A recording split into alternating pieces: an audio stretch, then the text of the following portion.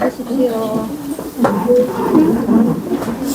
자, 제가 이 청법가를 트로트로 한다고 해서 안 하는 겁니까? 가끔 가다 보면, 우리 절할 때, 나중에 할 때 보면, 절할 때도 트로트가 나오더라고. 맥팔 할 때. 많이 고쳐졌습니다. 예. 예. 또 지금 텔레비에 지금 현역 강황인가 뭐 한다고. 그거 보고 또 트로트 또 하시려고 내가 또. 자, 이제 제가 3월 달부터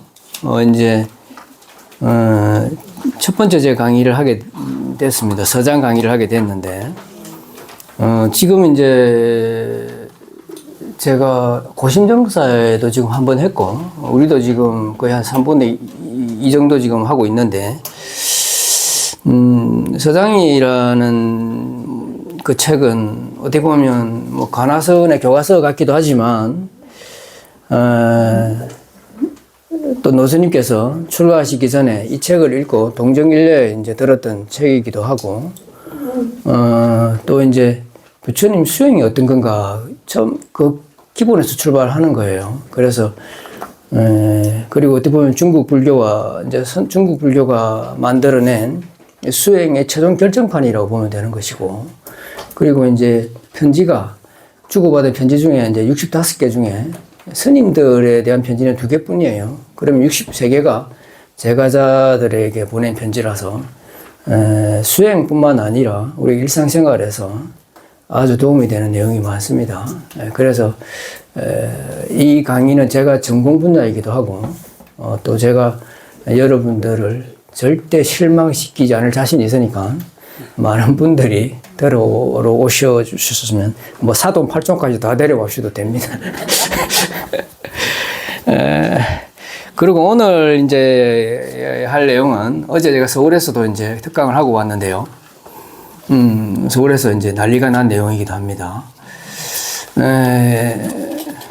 중도가 뭘까, 이제 그 질문으로 지금 이야기를 하는데, 첫째 시간에는 제가 이제 교과서적인 좀 내용을 이야기할 테고, 이제 두 번째 시간에는 제가 이제 님의 침묵에 대해서, 성철 스님의 오도송에 대해서 정확하게 제가 오늘 끝판왕으로 일타강사처럼 제가 해석을 해드리고, 그리고 님의 침묵, 제가 지난 초하루 본문 때 님의 침묵 그 끄트머리 몇 개를 인용했는데, 어떤 분이 지나가면서 스님이 그 전문을 갖다가 해석해 주실 수 없습니까? 스님이 안목으로.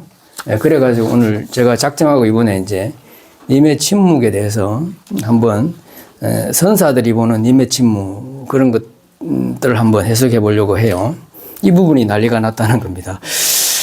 그래서 사실은 이제 첫 시간이 좀 지겹더라도 가지 마시고 둘째 시간에 반드시 두세 시간 끝까지 들으시길 바랍니다. 항상 스님이 하는 법문이나 또는 강의 내용이 좀 어렵습니다. 여러분들이 듣기에는. 여러분들은 뭐 이제 이렇게 특강이나 또는 법문 할 때 보면 제 눈에도 보여요. 여러분들이 어떤 법문을 좋아하는지. 그죠? 여러분은 좋아하는 걸 내가 가만히 보면 가피법문, 그죠? 가피법문 좋아하시고, 또 이제 복 받는 거 특히나 그런 법문을 내용을 좋아하시더라고. 그렇지만 제가 뭐 저도 그거 하라고 하면 잘 합니다. 하지만 그 분야에 있어서는 저 말고도 많은 스님들이 잘해요. 마산에도 뭐 마산 창원에도 잘하시는 분 많고, 또 전국적으로 잘하시는 분 많습니다. 뭐 그런 것들은 그분들한테 좀 맡겨놓고, 저는 어떻게 보면 노스님, 성철 스님 가르침에 대한 전문가입니다. 그래서 제가 지금 하는 이야기들이 우리가 진리를 어떻게 하면 알 수가 있을까, 법을 어떻게 하면 알 수가 있을까, 그 내용이 주거든요. 그래서 이 요위치, 이부만구 입장에서 항상 법문을 하고 있습니다. 그래서 그렇다 보니까 여러분들이 어렵게 느껴지고, 또 이런 강의나 법문하는 저도 어렵습니다. 여러분들이 자꾸 그쪽으로 가려고 하는 분들을 끌고 가서 이쪽으로 이제 진리 쪽으로 데리고 가려고 하다 보니까 저도 힘든 부분이 있는데 뭐 그렇지만 결국은 우리가 그리로 가야 됩니다. 항상 우리 양가 감정이 있죠. 모든 수행자들은 그런 양가 감정이 있는 것 같아요. 뭐 우리 출가한 수행자들도 뭐 정도는 있겠지만 똑같은 거라고 봐요. 양가 감정이라고 하는 게 그런 겁니다. 우리가 중국집에 가면 짜장면을 시키면 짬뽕을 먹고 싶고 짬뽕을 시키면 짜장면이 먹고 싶어요. 그래서 이 두 가지 어떤 선택에 있어서 항상 고민하는 것들을 양가 감정이라고 합니다. 쉽게 얘기하면 여러분이 어디 멀리 이제 갈 때 짐을 살 때 보면 가방은 한계가 있잖아요. 근데 이 짐을 넣으면 저 짐을 빼야 되고 또 저 짐을 넣으면 이 짐을 빼야 되는 그런 어떤 결정의 장애 상황이 올 때 그걸 양가 감정이라고 하죠. 우리 수행자들도 똑같은 것 같아요. 우리 수행자들은 여러분 절에 오는 이유를 가만히 살펴보면 첫 번째 목적이 세속적인 욕망을 실현하는 거예요. 그죠? 내 아들 잘 되고, 내 남편 잘 되고, 내 집안 잘 되는 거죠. 그리고 또 이제 절이라고 하는 게, 종교라고 하는 말 자체가 진리를 가리키는 곳이에요. 그러다 보니까, 수행자들은 항상 그런 양가 감정에 빠지게 되죠. 내도 몸도 건강하고, 나도 경제적으로 좀 부유하고 싶은 그런 측면이 하나 있고, 또 이제 진리를 알고 법을 알고 싶어 하는 그런 측면이 있는 거죠. 근데 이게 양립하기가 참 어려워요. 그죠? 내가 이 복을 구하는 기도를 하게 되면 일진스님 말이 걸려. 일진스님이 진리를 위해서 희생하라고 했는데, 또 모든 존재의 고통을 대신하라고 했는데, 그 말이 아른아른거려. 그래서 이게 헷갈리게 되고, 그렇다고 또 이제 일진스님 따라 또 참선을 하려고 하다 보니까, 또 내 집안 문제가 걸리네. 그런 어떤, 항상 양가 감정이 있는 거죠. 그래서 스님들도 마찬가지입니다. 그래서 진리적인 양심, 종교적인 양심, 그 부분이 하나 있고, 또 어떻게 하면 이제 우리 어떤 제가자들이 세속적인 욕망, 오용락을 성취하는 부분에 도움이 될 수 있을까, 그런 어떤 고민이 있는 거죠. 그래서 우리 선방의 스님들이 항상 그렇게 이야기합니다. 우리가 법을 위하려고 하다 보면 밥의 문제가 생기게 되고, 또 도를 위하려고 하다 보면 돈의 문제가 생기게 된다. 근데 거꾸로 이야기하면 말이죠.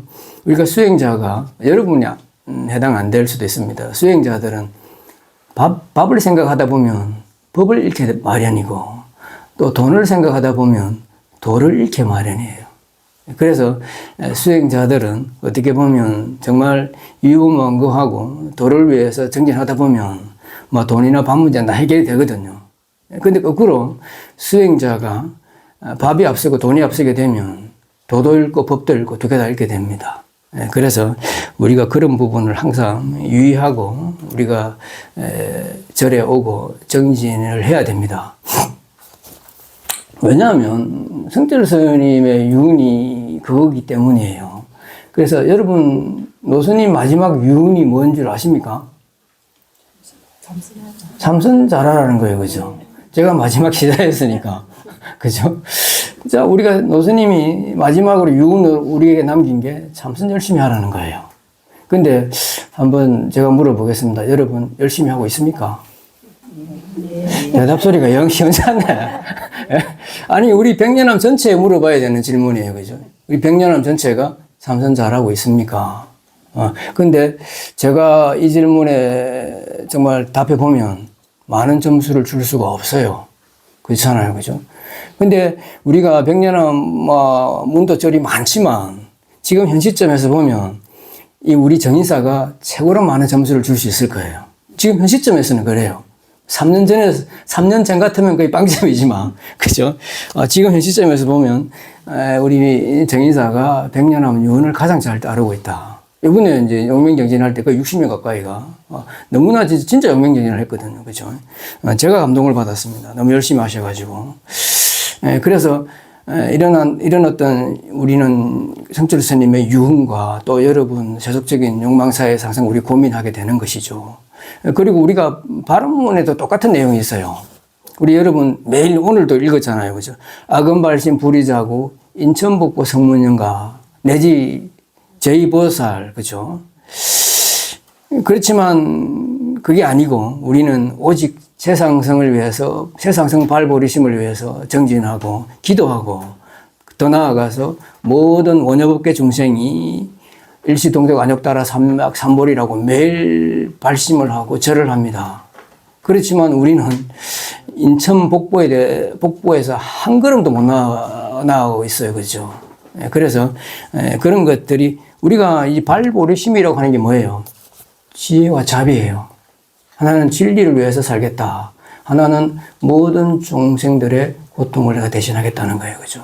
그래서 이러한 어떤 것들이 어떻게 보면 종교의 최종 목적이기도 하고 부처님께서 우리에게 주신 유훈이기도 하고 성철 스님께서 우리에게 준 유훈이기도 한 거죠. 그래서 결국은 우리가 장기적으로 보면 우리의 인생이 밝고 따뜻하게 가려고 한다고 한다면 이러한 어떤 지혜와 자비에 대한 원력을 결코 여러분 잃지 말아야 됩니다. 그래서 옛말에 이런 말이 있어요. 삿된 법도 지혜로운 사람이 쓰게 되면 정법이 되고 정법도 삿된 사람이 쓰게 되면 삿된 법이 된다고 했습니다.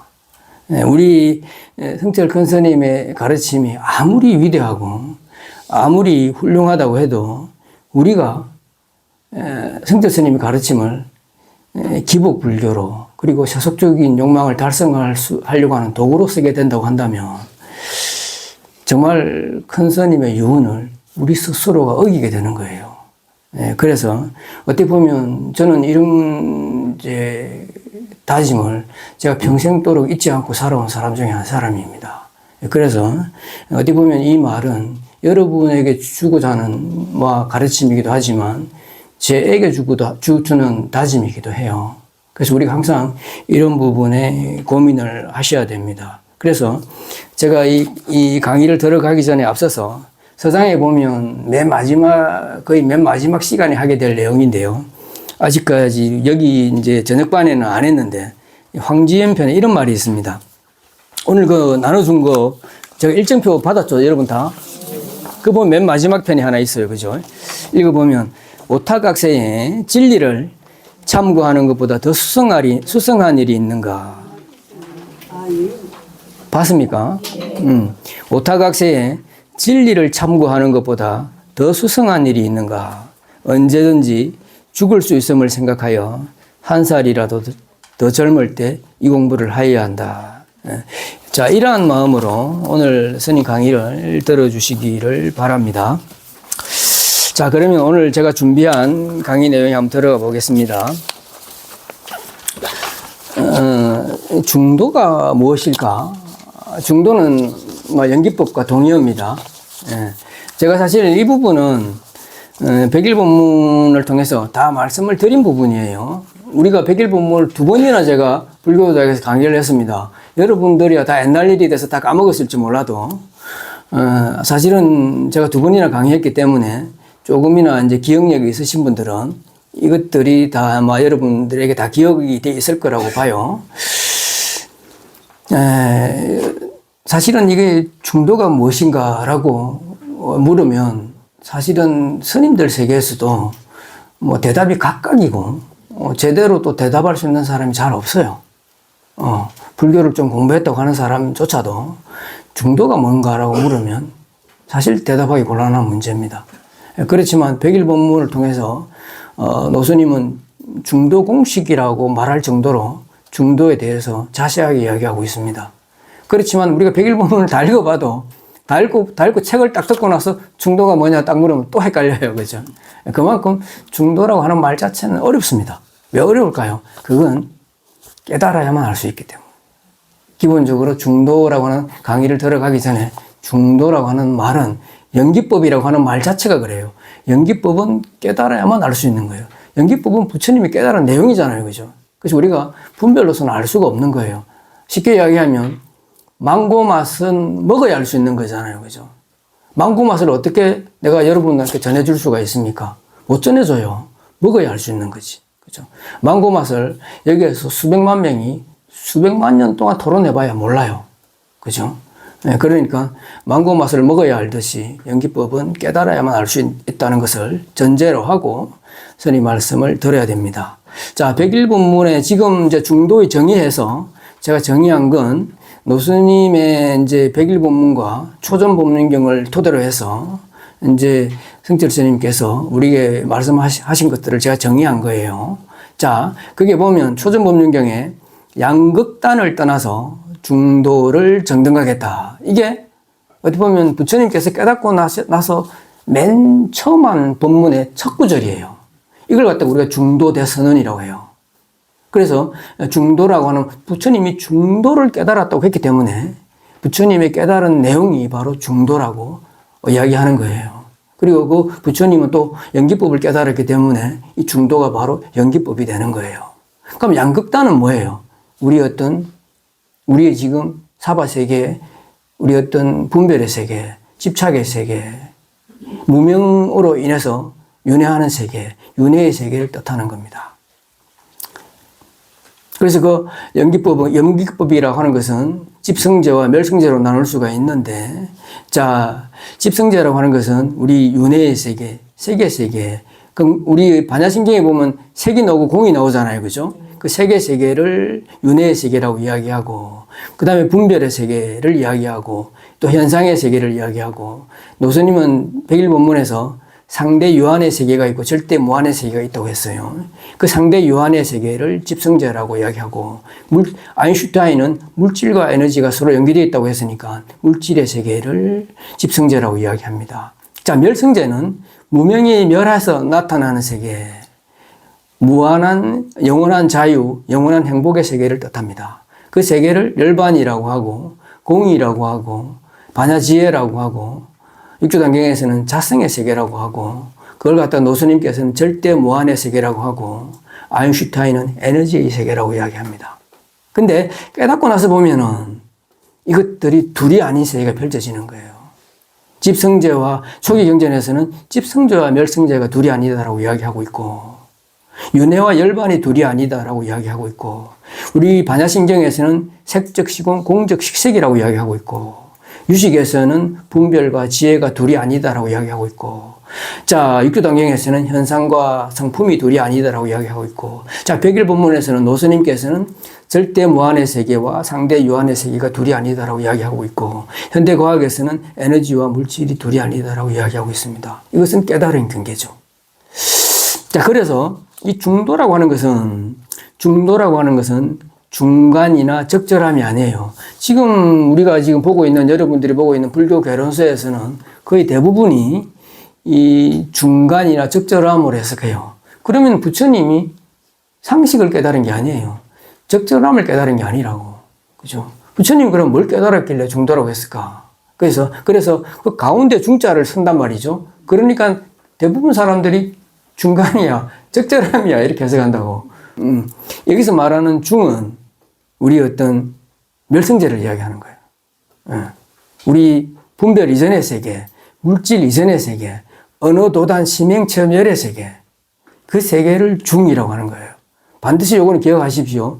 중은 적절함이 아니다. 그죠? 분별 이전의 세계, 언어도단 심행처멸의 세계다. 그죠? 그걸 갖다가 자성이라고 하는 거예요. 그죠? 그걸 갖다가 절대 무한의 세계라고 하는 거고, 에너지의 세계를 중이라고 합니다. 자, 부처님은 이 세계를 깨달은 거예요. 알고 보면. 그 세계를 깨달아서 다시 우리 어떤 윤회의 세계, 세계, 분별의 세계, 현상의 세계에 살아가는 것을 도라고 해요. 그러니까 우리가 지금 망상 분별의 세계에서 살아가는 걸 도라고 하면 안 돼요. 그죠? 도는 자성의 세계를 깨달아서, 열반의 세계를 깨달아서, 절대 무한의 세계를 깨달아서 살아가는 사람을 도인이라고 하는 거예요. 자, 그래서 바른 믿음이라고 하는 것은 우리 내면에 있는 이 불성을 믿는 것을 바른 믿음이라고 해요. 그래서 여러분들이 지금까지 이런 믿음을 가지고 있지 않았다고 한다면 지금부터 바꾸셔야 돼요. 그죠? 왜냐하면 지금 초전법륜경과, 그렇죠? 그리고 또 암경과 또는 성철 스님과 열반경, 암경에서 아인슈타인과 똑같은 동일한 말을 하고 있잖아요. 그렇죠? 그래서 이게 나중에 보면 님의 침묵이라고 하는 시에도 그대로 나타나게 됩니다. 그리고 수행이라고 한다면 이 마음을 알아서 자성을 철견하게 되면 스스로 부처님의 도를 성취한다. 이건 한문으로 이야기하면 식신견성이라고 해요. 이 말을. 견성이 바로 성불이라고 이야기하고 있습니다. 다시 말해서 우리가 우리 내면에 있는 이 자성과 결합하게 되면, 이 자성과 하나가 되게 되면 그게 바로 그 사람이 바로 부처님이라고 해요. 부처님의 도를 이루고 부처님의 도를 성취한 사람이라고 정의를 합니다. 맞잖아요. 우리 내면에 부처님이 있으니까. 예. 그래서 그걸 갖다가 수행이라고 이야기하는 거죠. 자, 우리 내면에 있는 이 자성, 뭔가는 몰라요. 뭐가 있잖아요. 그죠? 자동차는 사람이 운전하지만 사람이 운전하는 게 있어요. 그죠? 뭔가 모르지만 있어요. 그죠? 그게 뭘까? 그 말로 생각이 할 수 있는데, 망고 봐서 제가 뭐라 했어요? 먹어봐야 안다 그랬잖아요. 그래서, 그건 다 여러분이 들은 이야기들이고, 어쨌든 뭐가 있는 거죠. 그걸 갖다가 부처해도 되고, 도둑놈이라고 해도 돼요. 표현은 여러분 자유예요. 그죠? 표현은 여러분 자유인데, 뭔가가 있는 거잖아요. 근데 그걸 모르니까, 그걸 알려고 하는 거. 이게 뭘까? 라고 묻는 게 바로 이목구입니다. 참선이라고 하는 게 뭐 앉아가지고 가부잡는 게 참선이 아니에요. 이게 뭘까라고 묻는 거죠. 이게 바로 참선이고 화두예요. 이 질문을 계속 가다 보면 내가 여기 한 번 정도는 미쳐버리는 거. 이거 알려고 하는데 미쳐버리는 거. 그죠? 예. 우리가 젊었을 때 우리가 첫사랑 하듯이, 첫사랑에 미치듯이 그렇게 한번 미쳐보는 거. 그게 바로 참선이에요. 어렵지 않아요. 여러분 다 해본 거예요. 지금 여기에 뭐 할머니들 다, 집에 손자들 다 있겠지만, 나는 사랑을 못할 거야. 그런 사람이 있습니까? 나는 사랑을 못할 거야. 라고 하는 사람이 손 한번 들어보세요. 없잖아요. 다 할 수 있거든. 저 손 반쯤 드는 사람이 있네. 누구? 다 할 수 있습니다. 그죠? 할 수 있으니까 여러분 참선을 다 할 수 있는 거예요. 그죠? 그래서, 자, 오늘 제가, 그 다음 1번 보면 이걸 증명한 게 바로 금강경 사국이에요. 여러분 지금 우리 금강경 독송에 있잖아요. 그죠? 금강경 여러분이 다 나는 외우는 사람 굉장히 많더라고. 그래서 내가 여러분을 무시하는 것 같아가지고 한글을 안 적고 한문을 적어왔어요. 금강경 외우는 사람이 내가 한글을 적으면 내가 여러분을 무시하는 것 같더라고. 그래가지고 내가 일부러 한문을 적었습니다. 아닌 것 같기도 한데. 그래서 금강경 사국에만 알면 금강경을 다 안다는 거잖아요. 그죠? 금강경 사국에가 4개가 있어요. 이거 다 배웠죠? 금강경 사국에 4개만 알면은 금강경을 다 아는 거예요. 여러분 금강경을 수십만 년 동안 읽어도 사국의 내용을 모르면 금강경 읽은 거 아니라. 근데 이거 물어보면 또 헛소리 하는 사람들이 많아요. 헛소리를 하는 사람뿐만 아니라 이걸 실천을 안 하는 사람도 많아. 금강경대로 읽고 또 신행활동대로 따로 해. 그러면 안 되잖아요. 자, 금강경의 사국에가 4개인데, 제가 이제 순서대로 안 하고, 이제 여기 숫자는 들어있는 분이에요. 그죠? 그래서 제가 설명하기 편리대로 좀 순서를 좀 바꿨습니다. 자, 야기색견나 이엄성구와 시인행사도 불령견열해라. 색으로서 나를, 여기서는 색은 아는 부처님이에요. 자, 만약에 색으로서 나를 보고 음성으로서 나를 구한다고 한다면 이것은 삿된도다. 굉장히 금강경에서 부처님이 극단적인 용어를 선택했습니다. 이건 사조다 말이죠. 절대 예례를 볼 수 없다. 그죠? 여기서 말하는 색이 뭐며 음성이 뭐예요? 집성제. 그죠? 연기법에 나오는 그 위에 있는 집성제예요. 그죠? 윤회의 세계, 색의 세계, 분별의 현상의 세계. 그죠? 색과 음성은 다시 말해서 이 색의 세계에서는, 집성제의 세계에서는, 상대 유한의 세계에서는, 물질의 세계에서는 부처를 알 수가 없다는 거예요. 됐습니까? 근데 여러분들이 자꾸 소리로서 또 색으로서 부처님을 알려고 해요. 여기 대부분 다 그렇더라고 보니까. 그래서 여러분들이 지금 소리로서 또는 색으로서 부처님을 알려고 하면 그건 사도예요. 그럼 뭘로 알려고 해야 되죠? 그렇죠. 여러분 안에 있다니까, 안에. 그걸 알려고 해야 돼. 그죠? 그게 바로 정도예요. 여러분 마음 밖에 뭔가를 정해놓고, 여기서 색이라고 하는 것은 마음 밖이에요. 마음 밖에 여러분 부처를 정해놓고 알려고 하면 그건 사도예요. 내 말이 아니잖아요. 금강경에서 하는 이야기잖아요. 여러분 내면에 부처님 있다. 그게 뭔가라고 묻는 게 정도예요. 맞습니까? 그리고 두 번째, 일체유의법은 여, 몽, 환, 보, 영, 여로, 영, 여전, 응작, 여시간. 이렇게 이제 관하다라는 말이에요. 그죠? 자, 일체유의법은 뭐예요? 여기서 말하는 집성제예요. 집성제가 유의법이고, 무의법은 뭐예요? 멸성제예요. 됐습니까? 자, 여러분이 지금, 다시 말하면 이 집성제는 내 마음 밖의 세계예요. 그죠? 내 마음 밖에서 여러분, 내 마음 밖은 그럼 어떻게 여겨야 되냐고 하냐면, 꿈이라고. 그리고 환이라고. 여기서 환은 뭐예요? 여러분, 눈 딱 크게 눌려봐요. 기껏 눌리면, 번쩍번쩍해. 그걸 환이라고 해요. 그죠? 멀쩡한 눈에는 안 나타나는데, 눈을 눌리면 나타나는 거. 그걸 갖다가 환하라고 해요. 환하. 그죠? 그리고, 물거품과 같다. 그리고 그림자와 같다. 아침 이슬과 같다. 아침 이슬은 태양이 나타나면 다 사라지잖아요. 그죠? 그리고 번개불과 같다. 영원하지 않다는 거예요. 이 유의법은 영원하지 않다. 거기에서 그걸 갖다가 일체 유의법은 이 집성제는 내 마음 밖의 세계는 영원하지 않다. 그렇게 관해야 된다는 거예요. 그러면 영원한 건 뭐예요? 우리 내면에 있는 부처님. 이게 영원하다는 거예요. 에너지 세계가 영원하다는 거예요. 물질의 세계는 영원하지 않다는 거예요. 됐습니까? 네.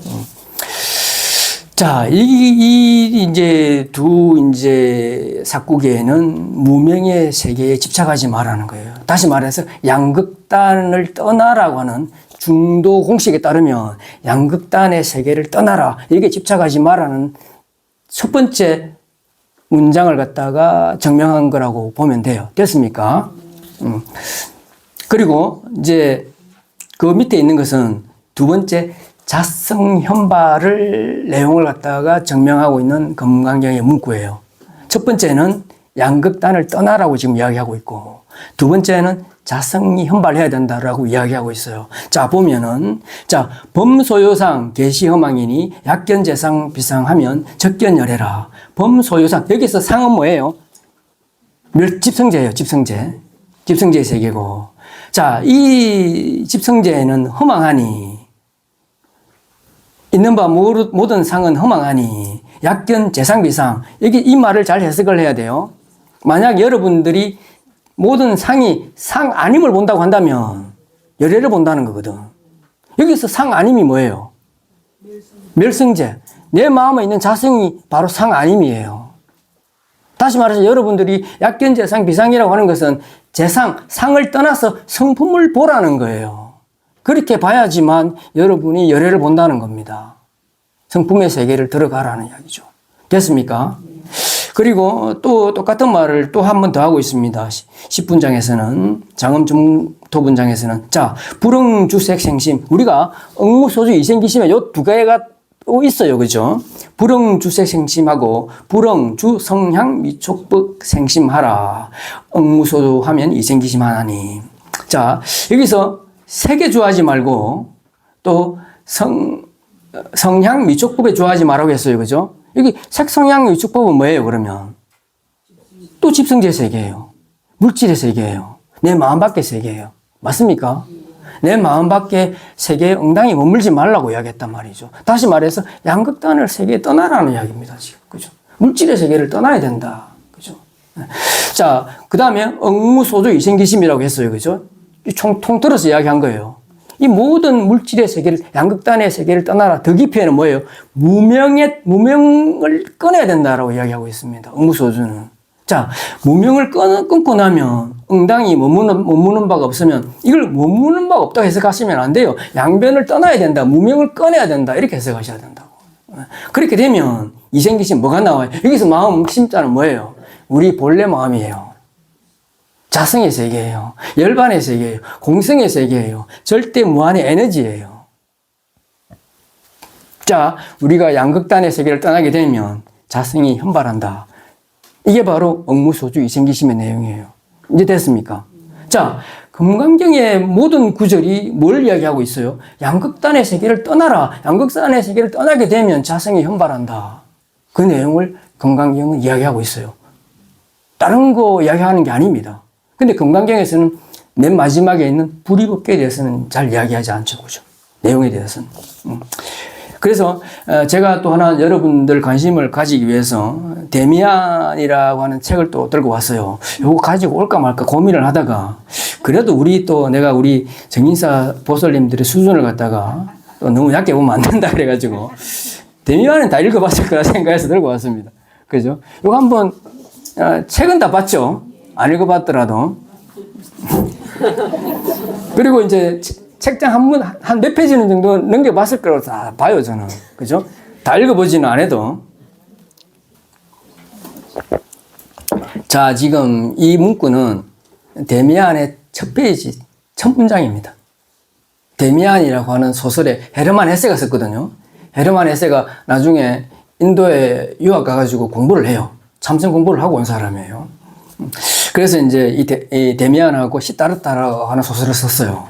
썼는데, 데미안이라고 하는 내용은 주인공이 싱클레어라고 하는 사람인데, 싱클레어라고 하는 애가 데미안이라고 하는 이제 애를 만나서 우리의 진리를 찾아가는 과정을 이제 소설로 만든 거예요. 읽어보면, 나는 어떤 느낌을 받았냐면, 여러분, 하엄경의 입법계품을 나는 모티브로 해서 소설을 만들지 않았나. 저는 그렇게 생각을 해요. 그 정도로 진리를 찾아가는 여러 가지 과정이 나옵니다. 그 첫 구절이 뭐가 나와요? 딱 이렇게 해석해 놨습니다. 내 속에서, 내 내면에서 솟아나오려는 것, 바로 그것을 나는 살아보려고 했다. 그러기가 왜 그토록 어려웠을까라고 묻고 있습니다. 여기서 내 내면에서 솟아나오려고 하는 건 뭐예요? 에너지, 자성이에요. 자성의 세계로 살아보려고 했는데 그게 그렇도록 어렵더라. 그 내용을 갖다가 소설로 만든 게 바로 데미안이죠. 여러분 집에 가서 한번 아마 책장 속에 있을 거예요, 아마. 다만 먼지가 많이 쌓여있을 뿐일 거라. 그죠? 오늘 집에 가서 한번 읽어보시기를 바라요. 데미안조차도 우리 자성을 이야기하고 있잖아요. 자성의 세계에 들어가야 된다. 그죠?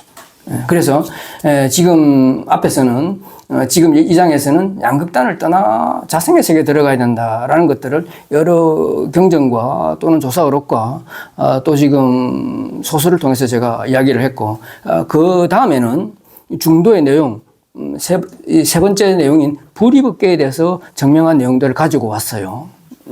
자, 첫 번째, 이 초전법륜경에 나옵니다. 교진녀가 이 교진녀라고 하는 것은 부처님의 최초의 제자고 최초의 아란이에요. 최초의 부처님 인가를 받은 사람이기도 하고, 부처님께서 이제 초전법륜경을 다 이야기하고 나니까 그걸 듣고 교진녀 존자가 이렇게 이야기합니다. 지배법이 멸해버립니다. 이렇게 말을 하고 나니까 부처님께서 이 교진녀를 인가를 해요. 깨달았다고. 이 지배법이 멸해법이 뭐예요? 집성죄와 멸성죄가 둘이 아니다라고 이야기한 거죠. 그것이 불의법계의 내용이고, 그리고 성태 스님께서는 이 불의법계를 어떻게 해석했습니까? 모든 존재는 서로 의존해서 원흉무효하게 존재한다. 이것이 불의법계에 대한 가장 정확한 해석이에요. 요거는 반드시 이 문장은 외우셔야 됩니다, 여러분들. 모든 존재는 서로 의존해서 존재한다. 이건 사람만이 아니에요. 이 우주에 있는 모든 존재는 서로 의존해서 존재한다. 내가 존재하기 위해서는 반드시 남이 존재해야 돼요. 먼지 한 뜰조차도 내 존재 이유예요. 그죠? 그리고 이 우주가 존재하기 위해서는 반드시 내가 존재해야 됩니다.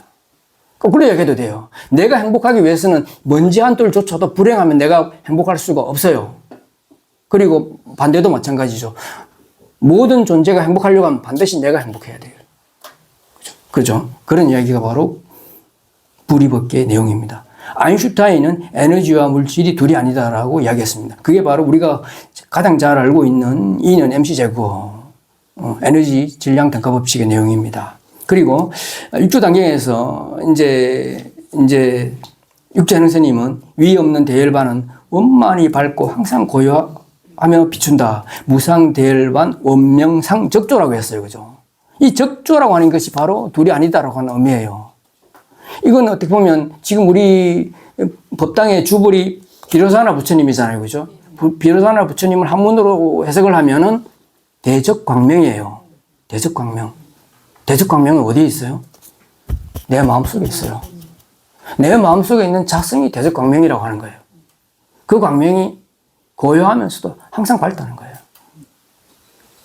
항상 텅 비어 있는데 항상 차 있다는 거예요.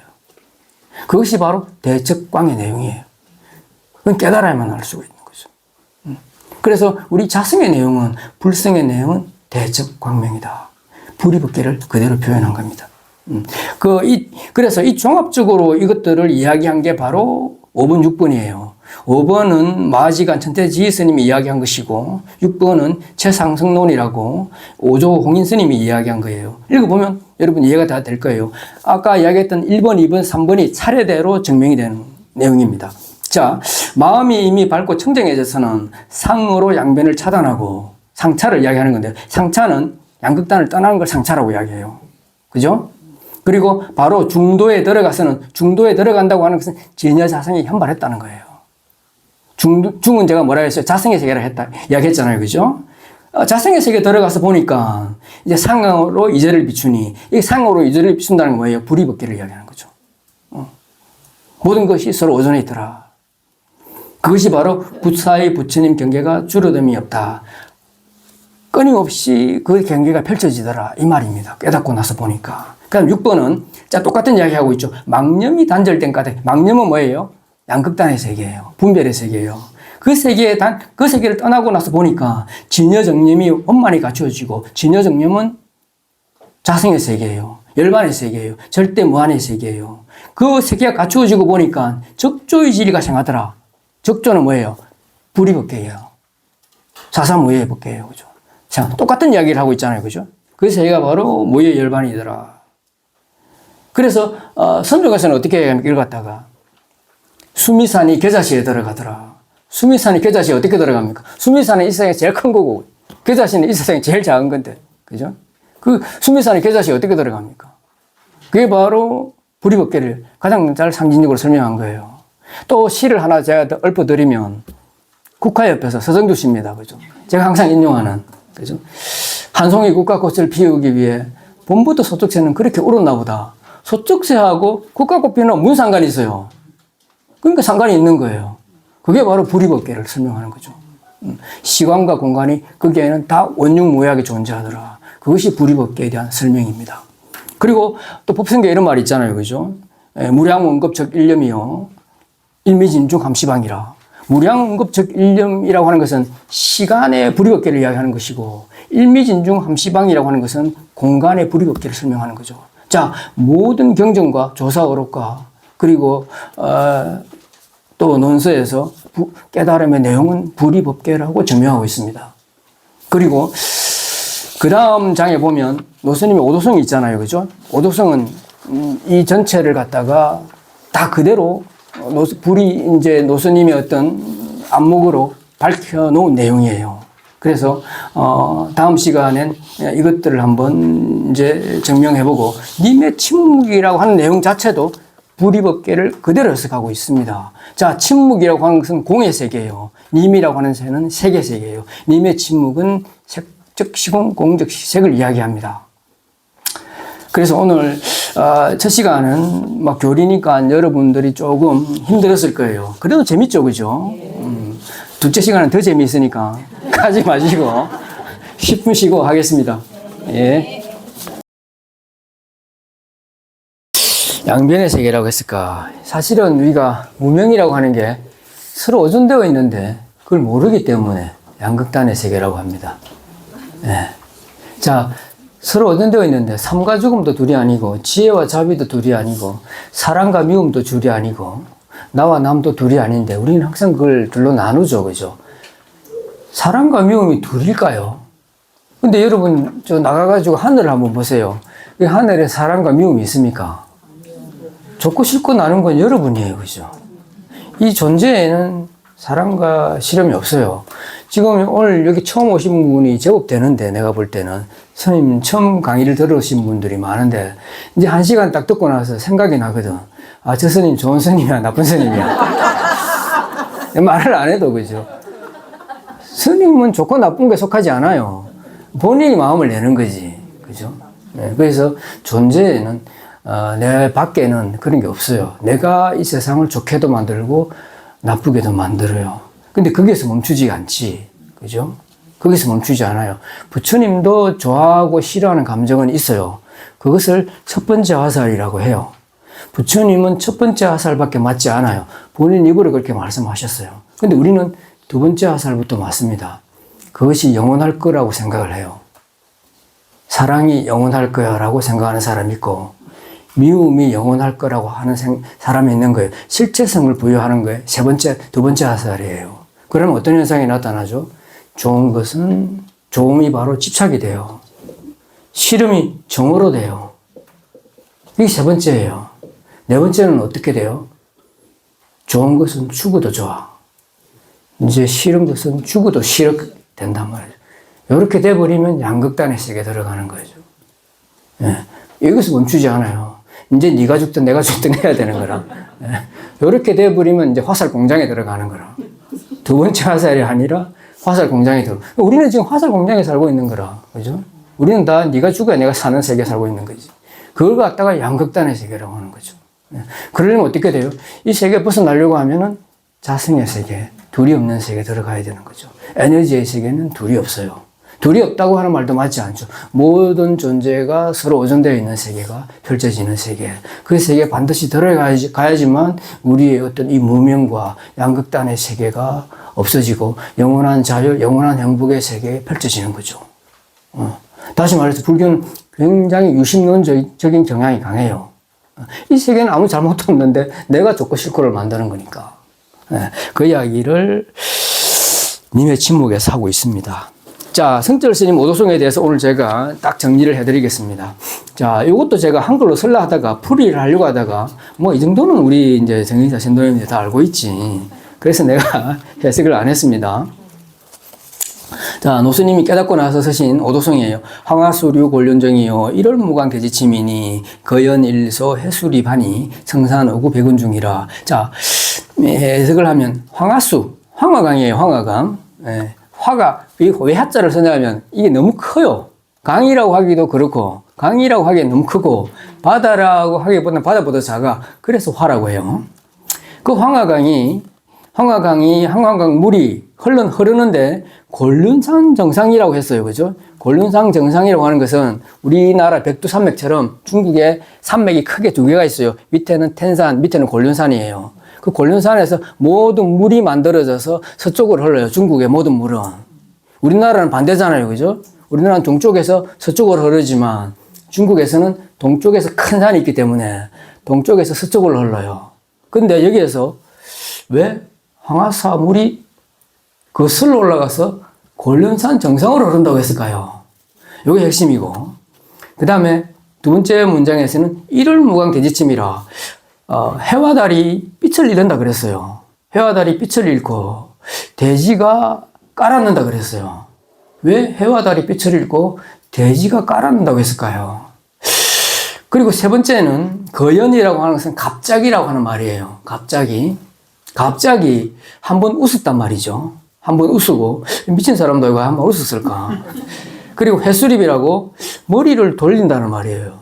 머리를 돌려서니 갑자기 한번 웃고 머리를 돌려섰단 말이죠. 이건 또 무슨 말일까요? 그리고 마지막 문구는 청산은 예세 의지하여 백운 가운데 있네. 청산이 백운 가운데 있다고 했어요. 그죠?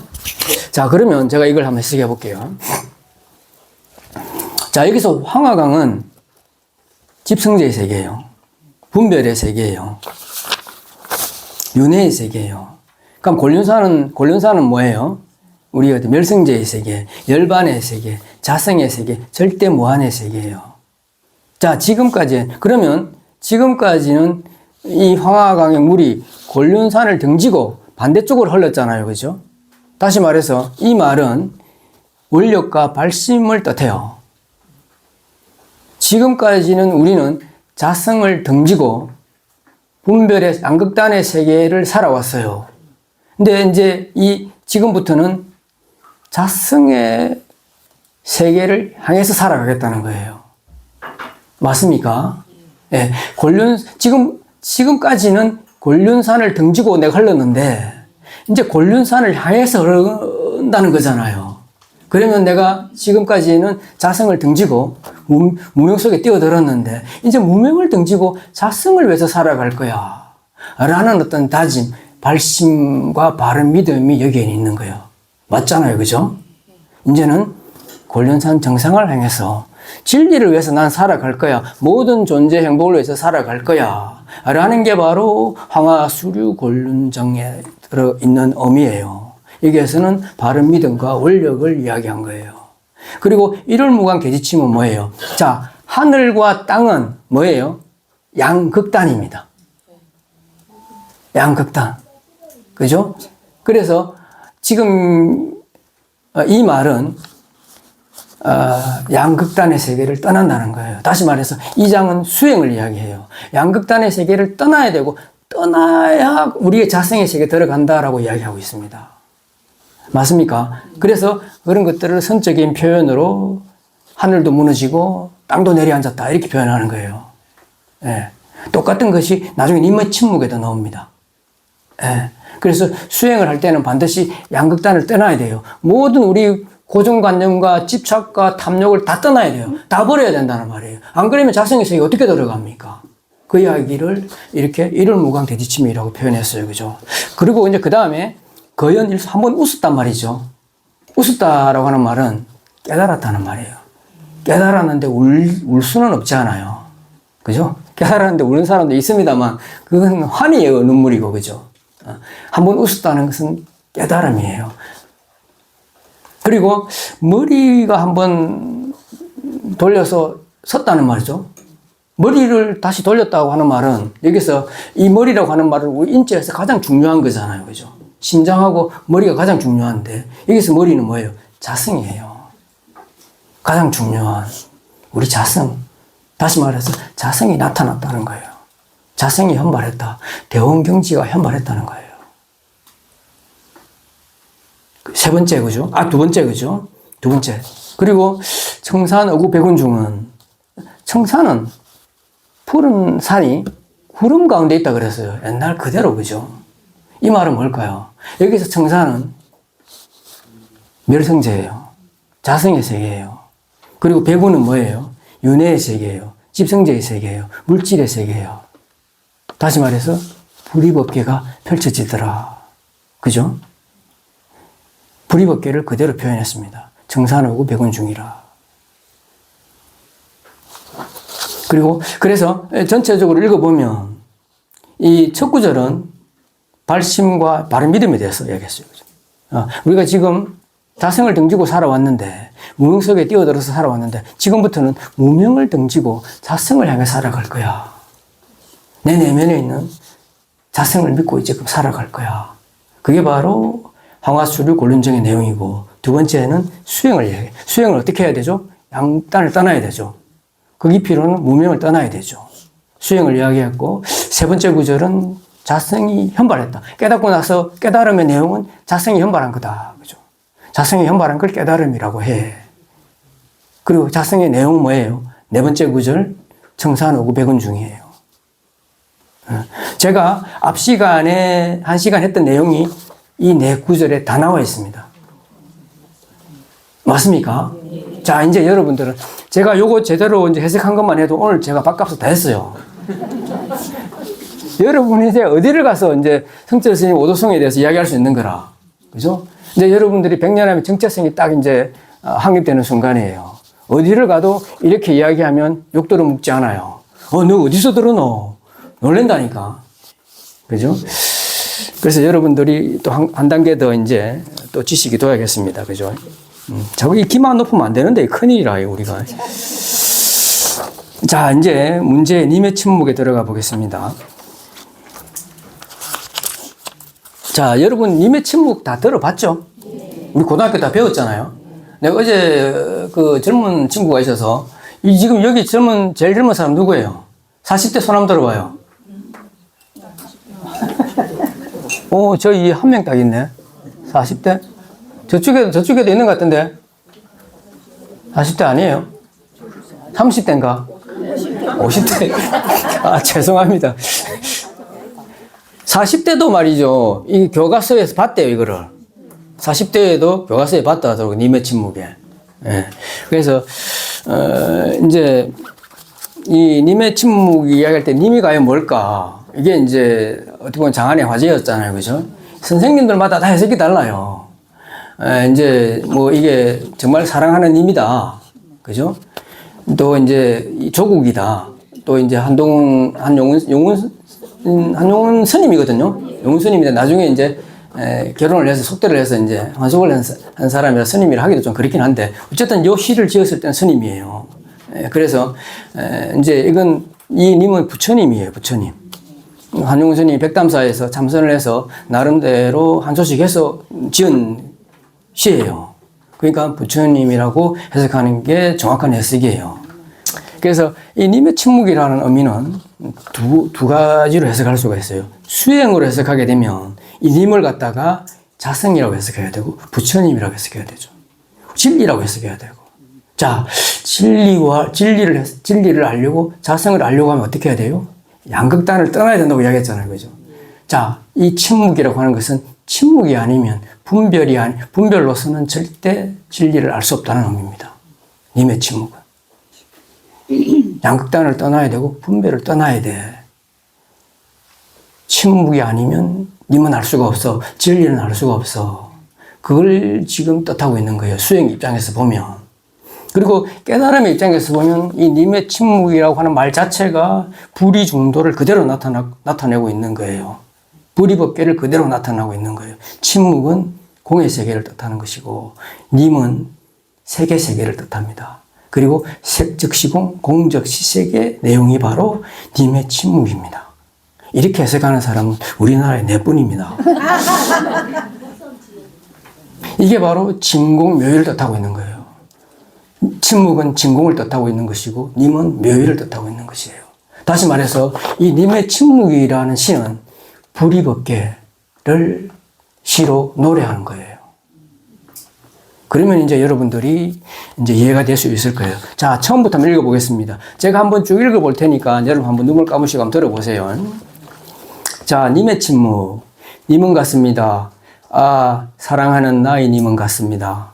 푸른 산빛을 깨치고 단풍나무 숲을 향하여 난 작은 길을 걸어서 차마 떨치고 갔습니다.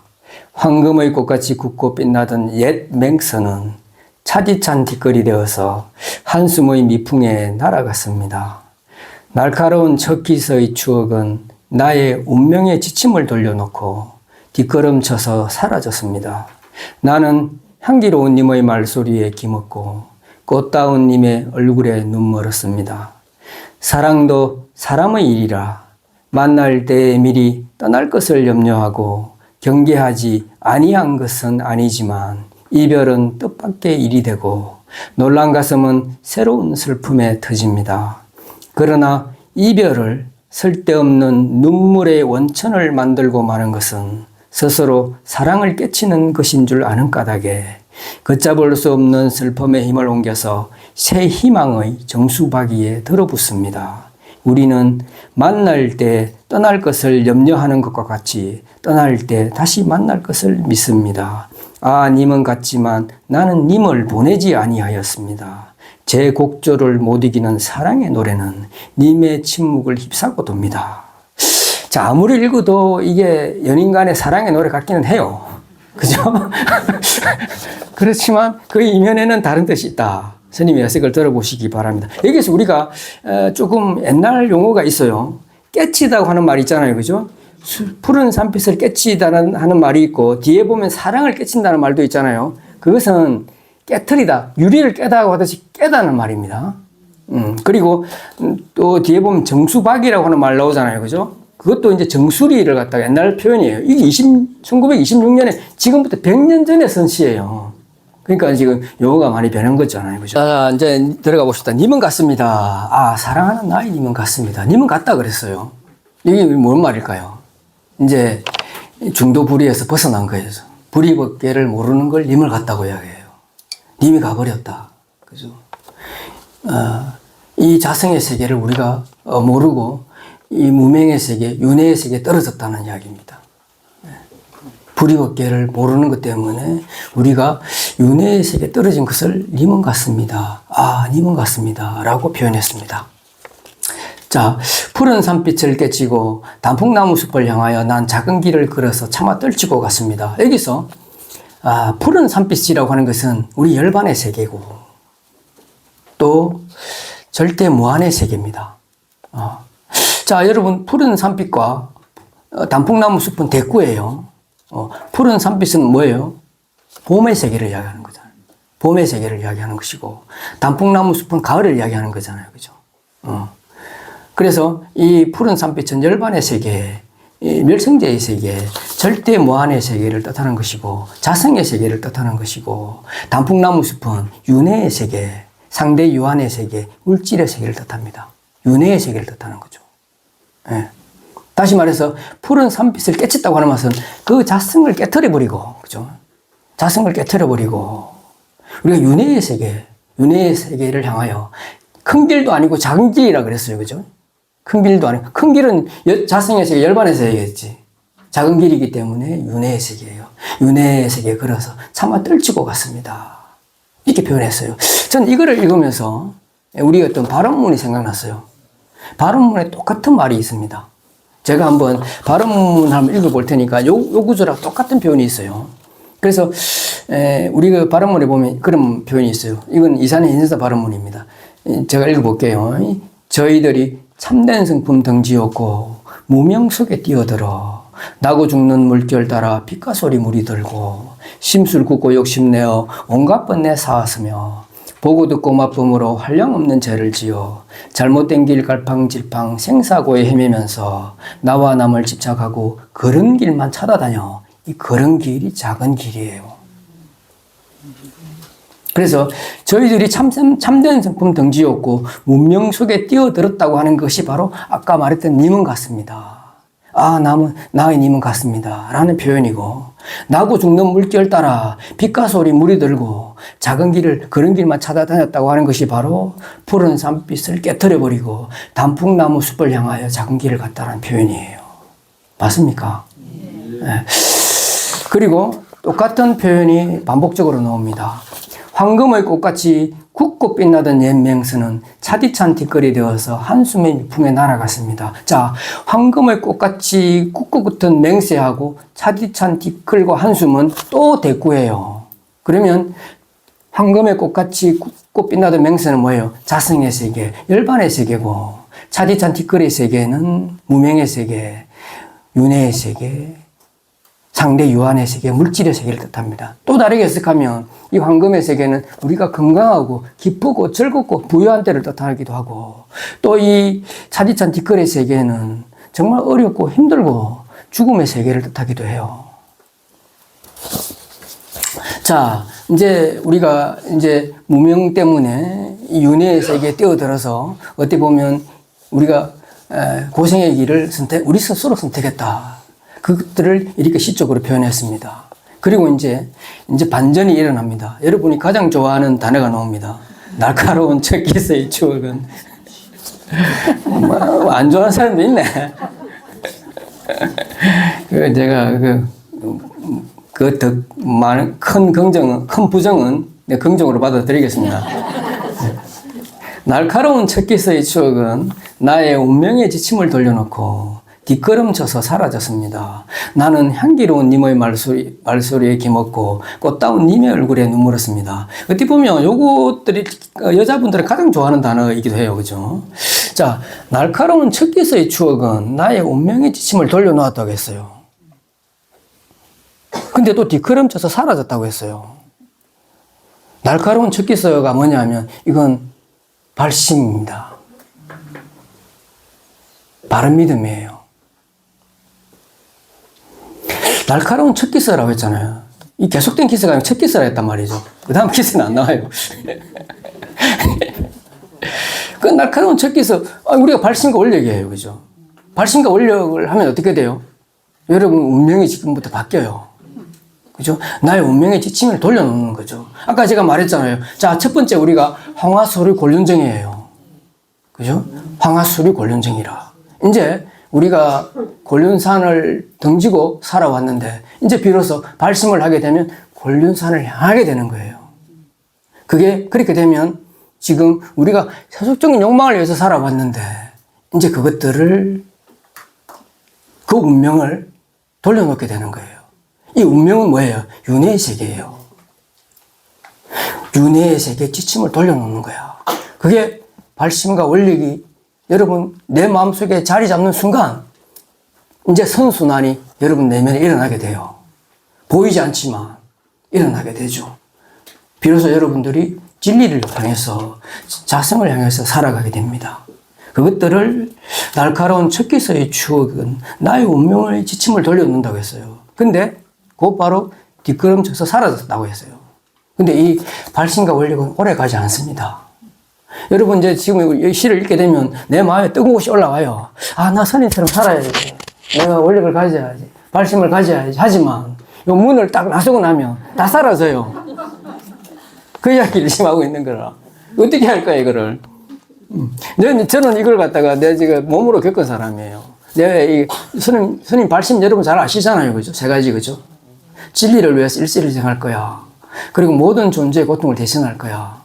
이게 스님 발심이에요. 저는 요거 한 구절 가지고 3100일씩을 한 사람이에요. 3300일을 했는데도 불구하고 그 절 끝나니까 사라지고 없더라니까. 그 이야기를 지금 이렇게 표현한 거죠. 그죠? 발심과 원력 가지고는 우리 자신의 세계에 들어갈 수 없더라. 그죠? 예. 그러려면 어떻게 해야 돼요? 그러면 어떻게, 그 다음에 나와 있습니다. 나는 향기로운 님의 말소리에 기먹고 꽃다운 님의 얼굴에 눈물었습니다. 그죠? 나는 여기서 향기로운 님과 꽃다운 님은 자성의 세계예요. 열반의 세계예요. 자, 이 말은 열반의 세계에 들어가려고 하면, 자성의 세계에 들어가려고 하면 귀가 멀고 눈이 멀어야 돼요. 귀가 멀고 눈이 멀어야지만이 자성의 세계에 들어갈 수가 있다. 자, 금강경 삽국에 나와 있잖아요. 약이세 껴나 이염승구와 시인의 행사도 불능견열해라. 이 말이에요. 이거는 거죠. 여러분이 색으로서는, 음성으로서는 이 세계에 들어갈 수가 없어요. 세계에 귀 멀어야 되고, 소리에 눈 멀어야 돼요. 그래야지만 이 세계에 들어갈 수가 있다고 지금 이야기했습니다. 이건 뭐예요? 양극단을 떠나야 된다. 노스님 똑같은 이야기 하고 있잖아요. 일월무광 대지침 돼야 된다. 그 이야기를 시적으로 이렇게 표현했습니다. 됐습니까? 자, 이 두 단은 발심과 원력과 그리고 바른 수행에 대해서 지금 이야기하고 있습니다. 그래서 날카로운 척기서의 추억은 나의 운명을 지침을 돌려놓았는데 곧 뒷걸음져서 사라졌다고요. 그런데 정말 우리가 향기로운 님을 알려고 하고 꽃다운 님을 알려고 하면 기먹고 눈 멀어야 된다는 말입니다. 약이세껴나 이염승구와 시인행 사도라는 말입니다. 그 다음에 또 중요한 말이 나옵니다. 그 다음에 이 말은 지금 요 한 네 줄이 이 지금 님의 침묵의 하이라이트예요. 이것들을 여러분 잘 해석해야지만 님의 침묵을 잘 해석하는 것이고 이것들을 통해서 우리가 배워야 할 것들이 반드시 있습니다. 자, 사랑도 사람의 일이라 만날 때 미리 떠날 것을 염려하고 경계하지 아니한 것은 아니지만 이별은 뜻밖의 일이 되고 놀란 가슴은 새로운 슬픔에 터집니다. 그러나 이별을 쓸데없는 눈물의 원천을 만들고 마는 것은 스스로 사랑을 깨치는 것인 줄 아는 까닭에 걷잡을 수 없는 슬픔의 힘을 옮겨서 새 희망의 정수박이에 들이붓습니다. 자, 여기서 사랑도 사람의 일이라 만날 때 미리 떠날 것을 염려하고 경계하지 아니한 것은 아니지만 이 말은 사랑과 이별이라고 하는 것은 원래 둘이 아니었다는 거예요. 자, 불이벗게는 둘이 아니잖아요. 그죠?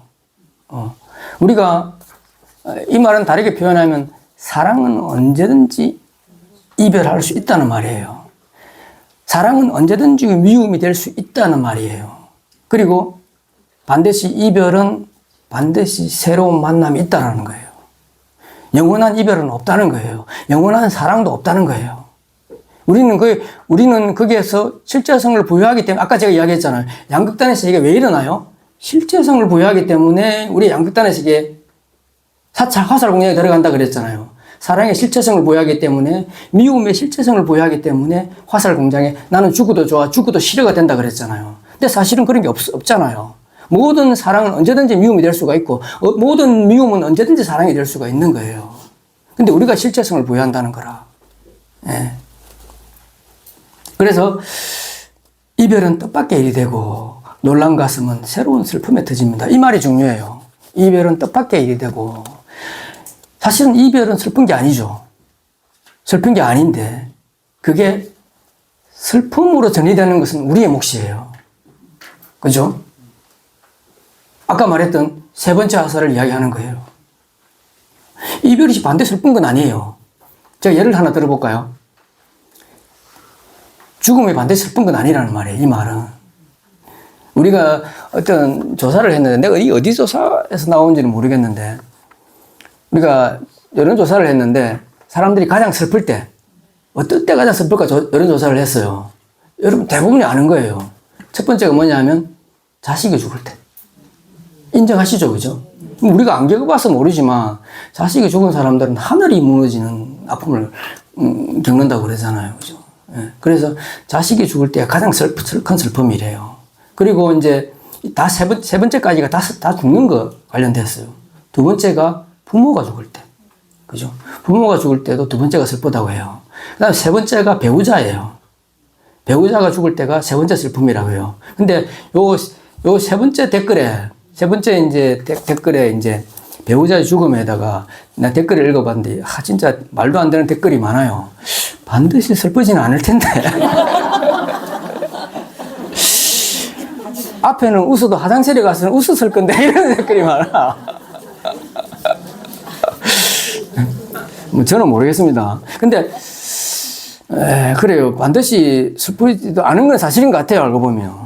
그죠? 그래서 우리가 반드시 죽음이 슬픈 건 아니에요. 그죠? 제가 여러분 어떻게 설명했어요? 죽음이라고 하는 것은 초등학교 졸업하고 중학교 가는 거라 그랬잖아요. 그죠? 그래서 중학교 가는 일이 반드시 슬픈 건 아니잖아요. 그죠? 그리고 또 반드시 우리가 중학교 가려고 하면 초등학교 졸업장이 있어야 돼요. 졸업장이 없으면 중학교 못 간다니까.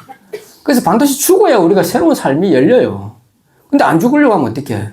안 죽으려고 하는 것은 새로운 희망을 포기하는 거예요, 여러분들. 그죠? 네, 그 말을 지금 하고 있습니다. 알고 보면. 그래서 죽음이 반드시 슬픈 것은 아닌데, 그건 그 사람의 몫인데, 어떤 사람은,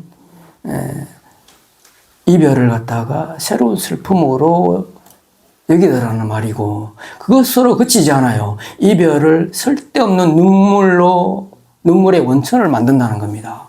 쓸데없는 눈물의 원천을 만들더라. 그죠? 이것은 화살 창고에 들어간 거죠. 그죠? 벌써. 그래서 이별을 쓸데없는 눈물의 원천을 만드는 것은 이런 구절 때문에 아마 나훈아의 사랑은 눈물의 씨앗이라는 노래가 나오지 않았겠는가. 저는 그렇게 생각을 합니다. 그래서 그것 때문에 사랑을 깨트렸다는 거예요. 여기서 사랑이라고 하는 것은 사랑과 이별이 둘이 아닌 불이법계를 뜻합니다.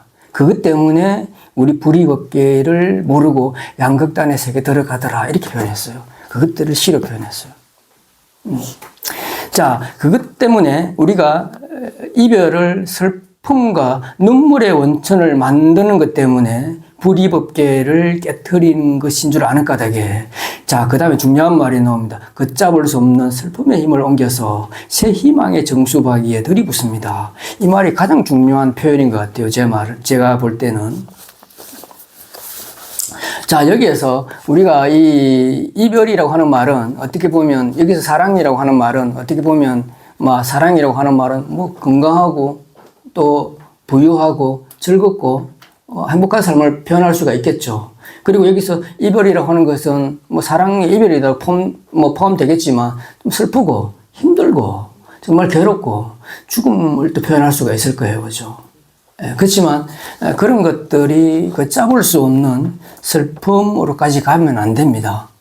그죠? 슬퍼할 수도 있어요. 그죠? 슬퍼할 수도 있지만 그 슬픔이 절망으로까지 가면 안 되고 그 절망이 우울증으로까지 가면 안 됩니다. 그리고 우울증을 넘어서 극단적인 선택으로 가면 안 돼요. 지금 우리나라 사람들이 우울증 환자 세계 1위예요. 제가 조화로 본 때도 말했죠. 그리고 자살률은 전 세계 22년 동안 1위를 하고 있어요. 노인 자살률도 마찬가지예요. 지금 그 이야기를 지금 하고 있다고 봐요. 슬픔으로까지는 울 수는 있어요. 그런 것들이 계속되다 보면 우울증이 되고 극단적인 선택까지 하게 됩니다. 예. 그래서 그럼 우리가 해야 될 건 뭐죠? 우리가 정말 힘들 수도 있어요. 그죠? 아플 수도 있고, 그죠? 죽음의 엄습한 고통을 가질 수도 있어요. 그죠? 남이 나를 욕하고, 그죠? 그럼 힘들어요. 그죠? 그렇지만 이 세상에 끝은 없어요. 끝은 반드시 새로운 희망의 시작이에요. 아까 제가 말했잖아요. 죽음은 끝이 아니에요. 죽음은 새로운 삶의 시작이에요. 모든 이별은 새로운 만남의 시작이에요. 그래서 여러분들이 그 힘들고 어려운 시기를 새로운 희망의 시작이라고 생각하시고, 아, 내가 얼마나 좋아지려고 이렇게 나빠졌나라고 생각하셔야 돼요. 그래서 그 상황을 여러분 자기 자신을 되돌아보고, 내 과거와 자기 자신을 되돌아보고, 내 자신을 수행할 수 있는 기회로 삼아야 돼요. 그래서 미래를 준비하는 시간으로 삼으셔야 돼요. 그렇게 해야지만 이별이 슬픔으로 되지 않아요. 그렇게 해야지만 그 슬픔이 희망의 새로운 시작이 되는 거예요. 그래서 그 표현을 슬픔의 힘을 옮겨서 새 희망의 정수리에 부어야 된다고 이야기했어요. 그래서 슬픔이 절망이 되게 하지 마십시오. 절망이 우울증이 되게 하지 마시고 극단적인 선택으로 가게 하지 마십시오. 그게 양극단의 세계가 됩니다. 그래서 그 세계, 우리 내면에 무한한 가능성이 있다는 것을 믿고, 우리 내면에 불성이 있다는 것을 믿고, 부처님이 있다는 것을 믿고, 우리 내면에 그 힘들고 어려워하는 마음, 슬픔이 눈물을 짓게 하는 그 마음을 보듬고 다듬고 그것들을 따뜻하게 만드는 기회로 삼으셔야 됩니다. 그 메시지를 지금 님의 침묵에서는 우리에게 주려고 하는 거예요. 얼마나 따뜻한 내용입니까?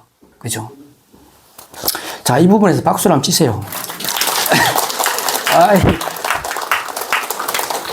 그렇죠. 그게 바로 슬픔의 힘을 옮겨서 새 희망이 정수박이에 들이붓는다는 말입니다. 자, 그 다음에 마지막 클라이막스, 마지막 이제 내용입니다. 우리는 만날 때 떠날 것을 염려하는 것과 같이 떠날 때 다시 만날 것을 믿습니다. 자, 이 말은 여기서 만날 때라고 하는 것은 우리가 건강하고 정말 즐겁고 정말 삶에 약동이 넘치는 때를 이야기하는 것이고, 떠날 때에는 우리가 힘들고 괴롭고 죽을 때를 이야기합니다. 사실은 어떻게 보면 그때가 바로 가장 우리가 건강할 때가 언제든지 죽을 수 있다는 것을 염려하셔야 된다. 반드시 그것이 둘이 아니다라는 것을 알아야 된다는 말입니다. 그래서 내가 건강함이 언제든지 죽을 수 있다는 것을 아셔야 돼요. 그리고 연기법에 의해서 보면 둘이 아니다라고 이야기했잖아요. 그죠? 자, 둘이 아니다라고 하는 의미는, 내가 건강하다고 하는 의미는 어떤 의미를 가지고 있을까요? 자, 여러분 지금 다 건강하시잖아요. 그죠? 여러분 건강하고 얼굴이 하얗다고 하는 것은 다른 존재의 땀과 피로 된 거예요. 여러분 건강하다고 하는 것은 뭔가 먹었다는 거, 많이 먹었다는 거 아니에요. 그죠? 많이 먹었다는 건데 안 먹고 건강할 수가 있나? 그죠? 그럼 여러분 주식이 뭐예요? 살과 고기잖아요. 살은 어디서 와요? 다른 존재의 땀으로 와요. 맞잖아요. 그리고 여러분 고기는 뭐예요? 다른 존재의 피예요. 그래서 여러분이 건강하고 얼굴이 허옇다고 하는 것은 다른 존재의 땀과 피로 된 거라. 그럼 감사하고 고마워해야지. 그죠? 지금 그 이야기를 하고 있는 거잖아요, 지금. 그죠?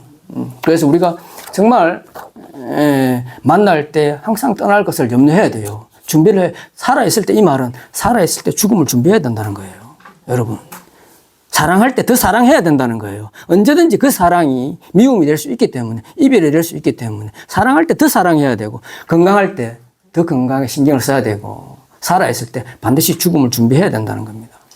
그 이야기를 지금 하고 있고, 그 다음에 떠날 때 다시 만날 것을 믿는다고 하는 것은 우리가 힘들고 괴로울 때 그 세계가 언제든지 새로운 희망의 시작이 될 수 있다는 거예요.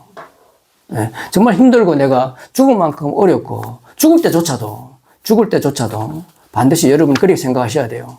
내가 이 졸업장 웃으면 중학교 못 간다. 그죠? 자, 이야기했잖아요. 중학교 가려고 하면 국민학교 졸업장이 반드시 있어야 돼요, 여러분들이. 그래서 내 이 죽음이라고 하는 졸업장이 없으면 다음 생에 내가 더 나은 생을 선택할 수가 없어요. 그래서 여러분 죽을 때, 아, 이게 내가 졸업장이구나. 기쁘게 받아들이셔야 돼. 그죠?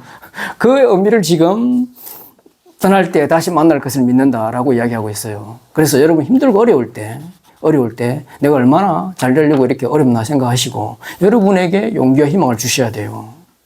언젠가 이 세상에 영원한 어려움도 없고 영원한 아픔도 없고 영원한 죽음도 없어요. 그것이 바로 불의법계가 주는 님의 침묵에 주는 의미예요. 자, 님은 같지만 나는 님을 보내지 아니하였습니다. 자, 우리가 죽어도 우리의 자성은 영원합니다. 그죠? 자, 우리가 님과 헤어져도 다시 다른 사람을 만날 수 있다는 희망을 포기하면 안 되잖아요. 그죠? 그렇듯이 내가 힘들고 내가 정말 죽을 만큼 어렵고 힘들고 또 죽는 상황이 오더라 하더라도 내 내면에 무한한 가능성이 있음을 포기하면 안 돼요. 그죠? 우리 내면에 부처님이 있다는 것을 포기하면 안 되십니다. 그러면 여러분들이 그 상황을 갖다가 아까 말했던 이별을 갖다가 눈물의 원천을 만들고 마는 게 되는 거예요. 그것이 바로 님을 같지만 나는 님을 보내지 아니하였습니다 라는 내용이고, 마지막에 제 곡조를 못 이기는 사랑의 노래는 님의 침묵을 잎사고 돕니다. 여기서 이제 제 곡조를 못 이기는 사랑의 노래라고 하는 것은 깨달음의 법률이에요. 깨닫고 나면 에너지가 나타나요. 부처님께서 7간 49일간 삼매에 들고 노선님께서 10년 동안 장자불화를 하듯이 깨달음의 법률은 강력한 에너지가, 여러분이 감당하기 힘든 에너지가 나타나요. 그것들을 제곡조를 못 이기는 사랑의 노래라고 표현했어요. 자, 그 세계는 님의 침묵을 잎사고 돈다고 했어요. 자, 님의 침묵은 뭐라 그랬어요? 색적시공 공적지색의 세계다. 불이법계다. 모든 존재가 서로 오존해서 원흉무해하게 존재하는 세계라 그랬어요. 자, 깨닫고 나게 되면, 우리 에너지 세계에 들어가게 되면 이 불이법계의 세계가 가히 없이 펼쳐지더라. 그렇게 해서 이 시를 끝을 맺었습니다. 다시 말해서 이 시는 님의 침묵으로 끝나고 님의 침묵으로 끝나요. 그죠? 님의 침묵으로 시작해서 님의 침묵으로 끝이 납니다. 그래서 이 님의 침묵, 다시 말해서 처음부터 불이법계를 이야기하고 있고 깨달음을 불이법계로 마침을 하고 있습니다. 다시 말해서 님의 침묵은 불이법계를 갖다가 어디 보면 부처님의 중도사상 연기법을 정말로 시로 잘 표현한 그런 시가 아닐까 그렇게 생각을 합니다.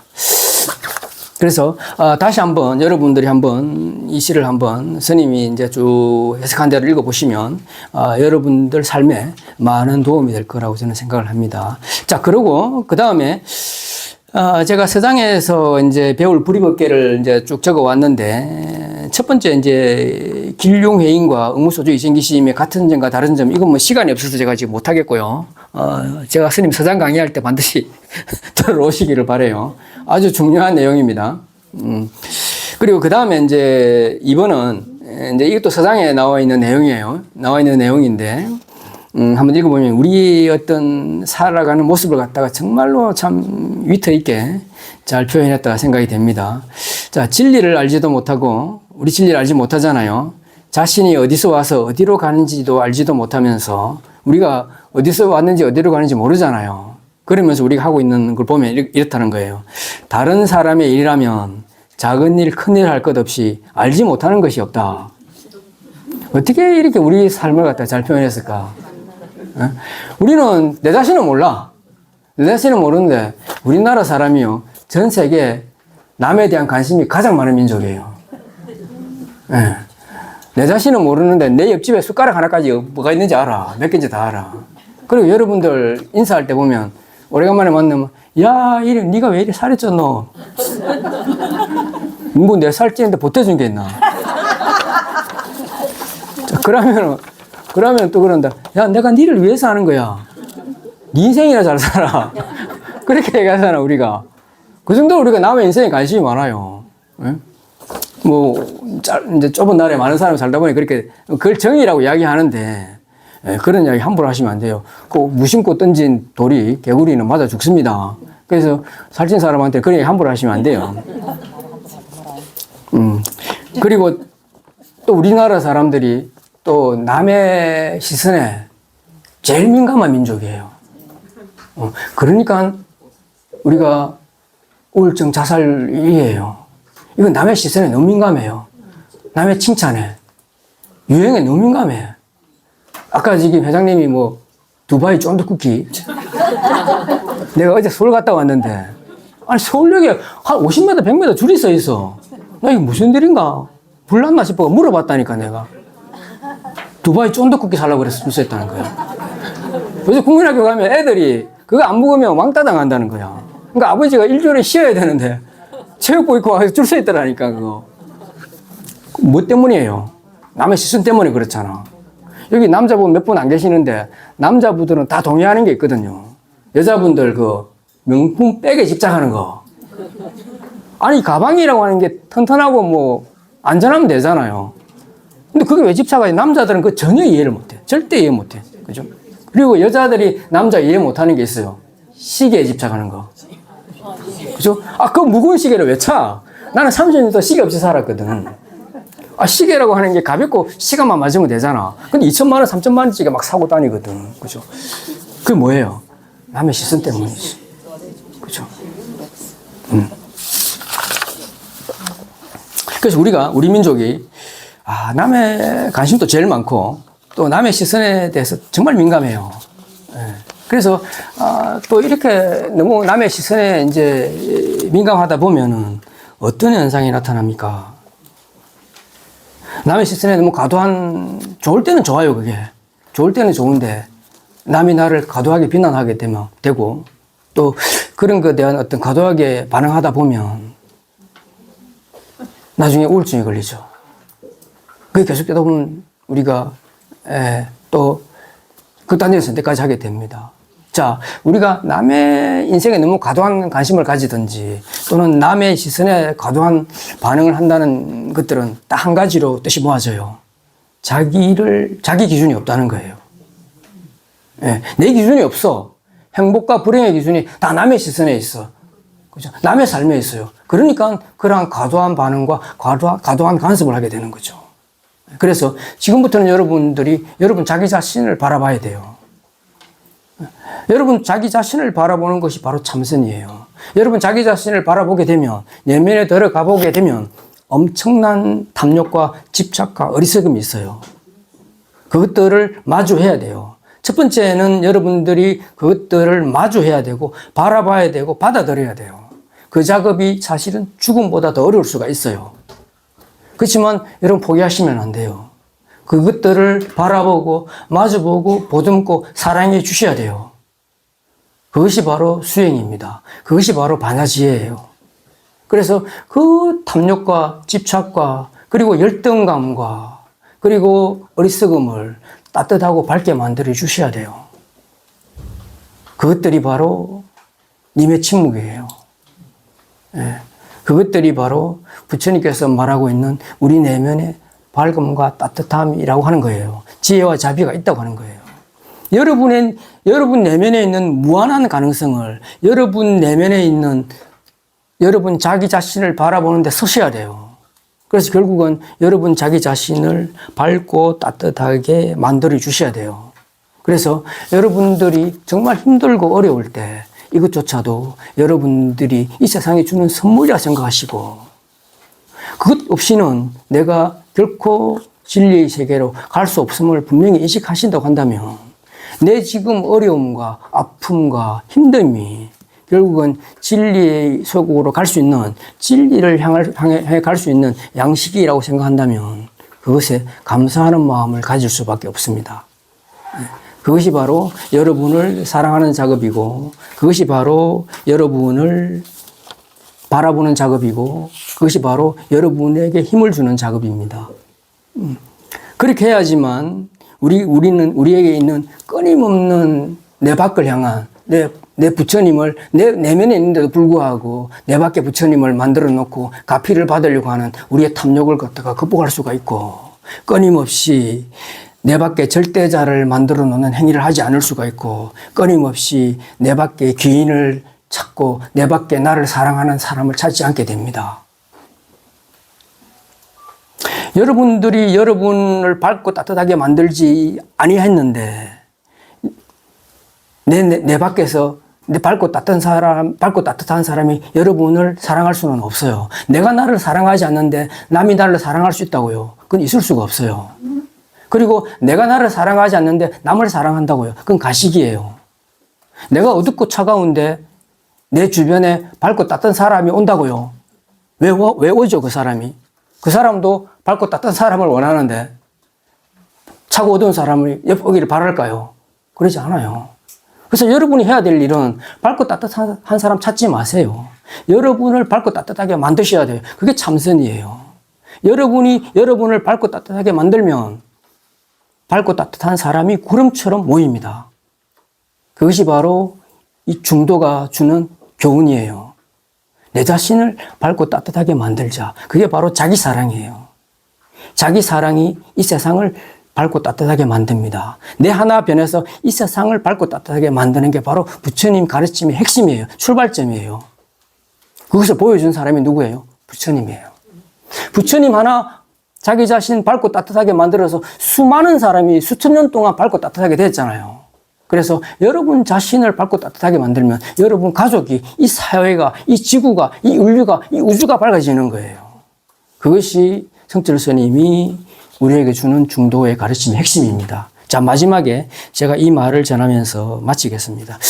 처음에 읽었던 말을 다시 한번 읽어드릴게요. 오타각세에 진리를 참고하는 것보다 더 수상한 일이 있겠는가. 세월은 우리를 기다려주지 않나니 언제든지 죽을 수 있음을 생각하고 한 살이라도 더 젊었을 때 이 공부를 하시라. 자, 오늘 강의 마치겠습니다. 감사합니다.